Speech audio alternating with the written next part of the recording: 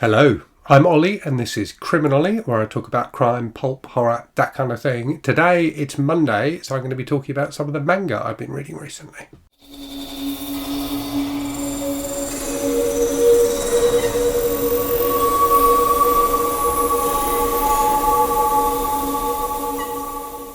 So, four things to talk to you about today, three of which are ongoing series that I've been reading for a while, one of which is a new series and which I'm reading in a new way as well. So I've been reading One Piece on the Shonen Jump iPad app, and it's been a really, really good experience. So I will talk about that at the end, but first I'll go through the three things that I've been reading for a while. So the first of those is Monster. So I'm up to volume 3 of Monster. And I'm completely gripped by this. I think there's 9 volumes in Monster in total, 9 of these big volumes. So I'm about a third of the way through now. And it really is something that feels like it's paced like a novel. So whereas some of the other things I'm reading are things that are just, basically go on forever, this definitely feels like it has a kind of plot arc. And I'm enjoying it enormously. As I've said before, it feels a lot like a kind of 80s espionage type book in some ways. So about this Japanese doctor who's working in Europe, who gets wrapped up in investigating this strange couple of children, one of whom he's convinced has gone on to become a killer. There's just so much going on in this, and it's all really, really engaging. So there's a subplot about the doctor's ex-fiance, which is fantastic, and subplots about both both of the two kids that he's kind of investigating. So the son, who is this weird, creepy character, and the daughter, who's become a bit of an investigator herself. But the thing I really, really like about this is the way it's quite episodic in the way it's told. So whilst there's definitely this ongoing story going on, you do get these little kind of sub-stories that happen throughout the books. And in this one, for example, there's a wonderful one where the doctor gets picked up by this couple, this elderly couple, and you get this great backstory about what's happened to them, what's happened in their lives, this kind of story involving their son, which explains why they helped the doctor, who is effectively a fugitive. He's wanted by the police for a crime he didn't commit. So it's that kind of thing as well. So yeah, really, really engaging, really exciting, and just fascinating. I'm really, really interested to see where it goes. I really do think this is excellent, and I really like the art in this as well. It's slightly kind of stylized, but really, really well done. So yeah, I'm completely gripped by this. And the other thing I would say about the art in this actually is it's completely consistent. So some of the other things I'm reading, sometimes the art's really good, sometimes it's not so good. Whereas in Monster, the art is completely consistent throughout. Right, up next then, Berserk. So I read volume 6 of Berserk in this huge deluxe edition. So it continues to be really good. So this volume really following Guts, who's the main character, who's working with this kind of gang of mercenaries, led by a character called Griffin, who Guts kind of has this attraction to that he doesn't understand. So Guts is like a real kind of tough guy who uses a huge sword. Griffin is a kind of like long-haired, very elegant guy. So there's real kind of clash of personalities between them. There was also in this one a really interesting backstory. I'm not convinced it was that well handled, but I did enjoy reading it. So an interesting backstory about a female mercenary who's part of the group called Casca. I did enjoy that as well, but was really struck reading this. So it's kind of like a medieval fantasy type thing. Was really struck reading it how similar it is in a lot of ways to Game of Thrones. And it was written before Game of Thrones, so not just before the TV show, but the early volumes of Berserk, including I think the ones in here, came out before the George R.R. Martin book started, because Berserk has been going for ages. And there's a number of characters in particular who felt similar to characters in Game of Thrones. So Griffin is very similar to the Knight of Flowers, I think the character is called. There's a character who's very similar to Lord Varys from Game of Thrones.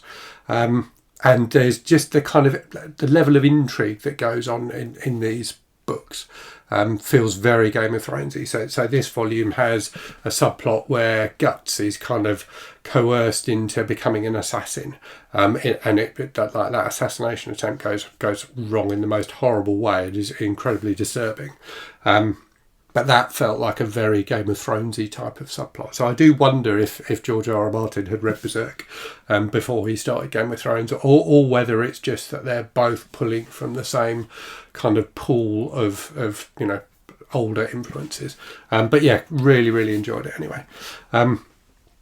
Moving on then, so the other thing I'm continuing to read is Attack on Titan. So I read volume 7 of Attack on Titan this week.